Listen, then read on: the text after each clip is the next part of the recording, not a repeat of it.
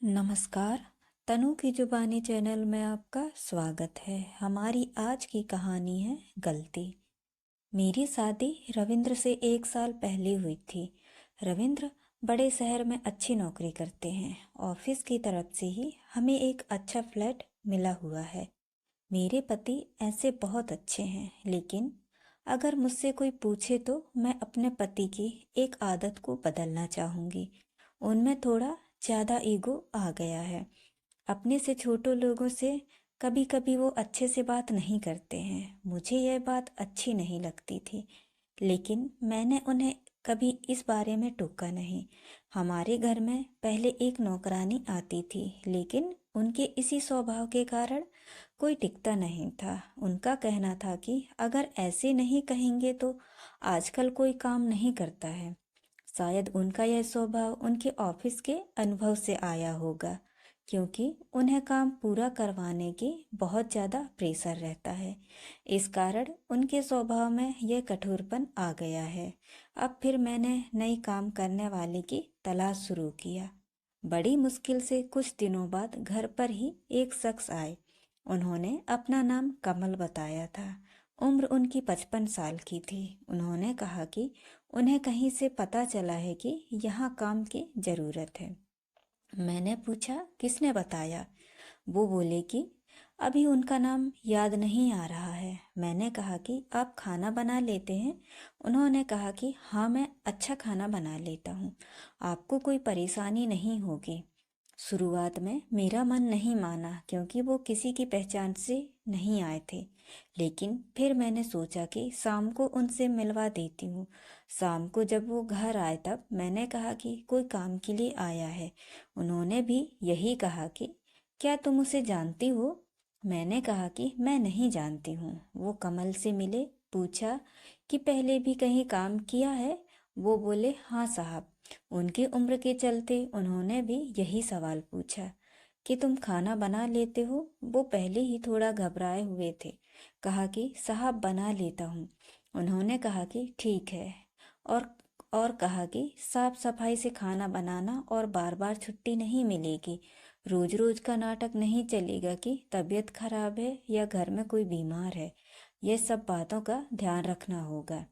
अभी खाना बनाकर दिखाओ, पसंद आया तो कल से तुम्हारी नौकरी पक्की होगी। इतना सब मेरे पति से सुनने के बाद मैंने सोचा कि वो कुछ मुझे बोलेंगे, लेकिन उन्होंने सिर्फ इतना ही कहा कि मुझे उस पर ध्यान रखने को कहा। वो खाना बना रहे थे, काम अच्छे से कर रहे थे। लग रहा था कि उन्हें पहले भी इसका अनुभव था। खाना बनकर तैयार हो गया था। उन्होंने खाना टेबल पर लगाया। मेरे पति ने और मैंने दोनों ने खाना खाया। मुझे खाना बहुत अच्छा लगा, और मेरे पति के चेहरे से भी मुझे लग रहा था कि उन्हें भी खाना बहुत पसंद आया है। लेकिन उनकी आदत के अनुसार उन्होंने कुछ कहा नहीं। उन्होंने कहा कि खाना ठीक है, कल से आना, लेकिन ध्यान रहे कि खाना इससे खराब ना बने। इससे अच्छा बना सको तो अच्छा होगा। इतना सुनकर उनके चेहरे पर एक खुशी दिखाई दी। अगली सुबह से वो घर आने लगे। ज़्यादा बातें वो करते नहीं थे, कम बोलते थे, सिर्फ अपना काम करते थे। मेरे पति ने मुझे समझाया था कि नज़र रखना और अपना ध्यान रखना। उन्हें देखने से तो ऐसा नहीं लग रहा था, लेकिन उन्होंने कहा कि देखने से पता नहीं चलता है, तुम कुछ दिन में इसकी जानकारी भी निकलवा लेना। मुझे भी उनकी बात सही लगी, क्योंकि वो ऐसे ही अचानक मेरे घर पर आ गए थे और कहा था कि किसी से पता चला है। उनकी उम्र देखकर मैंने उन्हें रख लिया था। मैंने उनसे उनकी पहचान पत्र मंगवाया था। उन्होंने लाकर दे दिया था 1 से 2 दिन में। मुझे लगा कि ठीक ही है। करीब 5 दिन काम करने के बाद उन्होंने मुझसे एक दिन कहा कि मैडम, थोड़े पैसे एडवांस मिल जाते तो अच्छा होता, मुझे ज़रूरत है।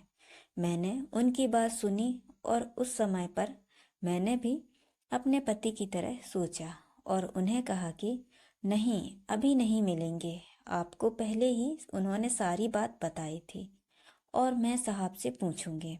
ऐसा कहकर मैंने उनकी बात टाल दिया। रविंद्र अगले दिन कहते हैं कि उनके ऑफिस के कुछ दोस्त घर पर शाम को खाना खाने आने वाले हैं। उन्होंने कमल से कहा कि उनके दोस्तों के लिए कल स्पेशल खाना बनाना होगा। उन्होंने कहा, ठीक है साहब। शाम को उनके दोस्त और उनकी फैमिली भी घर आए। 3 दोस्त के साथ उनकी पत्नी और बच्चे भी थे। खाने में 4 से 5 तरह के पकवान बनाए थे। सबने खाना बड़े चाव से खाया और तारीफ भी की। खाने के बाद हम सब बैठे बात कर रहे थे। कमल अपना काम खत्म करके जाने की तैयारी कर रहे थे। तभी उनके एक दोस्त का मोबाइल नहीं मिल रहा था। मोबाइल महंगा था, साथ ही उसमें ऑफिस के जरूरी नंबर और इमेज भी थी। इसीलिए वो थोड़ा परेशान हो गए।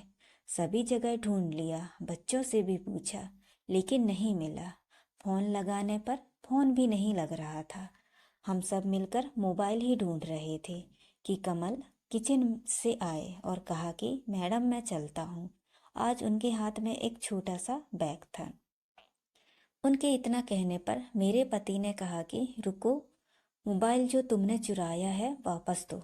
उन्होंने जब यह सुना तो कहा कि साहब आप क्या बोल रहे हैं, चोरी यह तो मैं सपने में भी सोच नहीं सकता हूँ। मेरे पति ने कहा कि ठीक है, फिर तलाशी दो और चले जाना। यह सुनकर उन्होंने कहा कि नहीं, मैंने जब चोरी नहीं की तो तलाशी क्यों दूं।